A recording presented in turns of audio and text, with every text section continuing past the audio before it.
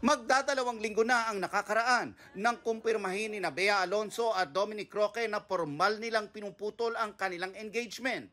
Bago yan, nauna nang inihayag ng talk show host na si Boy Abunda na hiwalay na nga ang Bea Dom. Kinumusta namin si Bea sa first taping day ng pagtatambala nilang serya ni Carla Abellana na Widow's War. Yeah, very exciting. First time ko naka-eksena si Carla. So far, so good naman. Pero feeling ko may rapport naman kami on screen. So, it's exciting for me.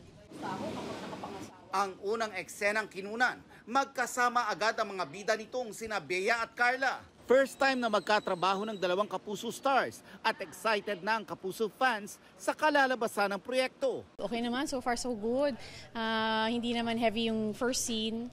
Hindi naman din siya super light, pero at least yung magaan lang naman yung eksena. So, hindi pa siya buo, but okay naman so far.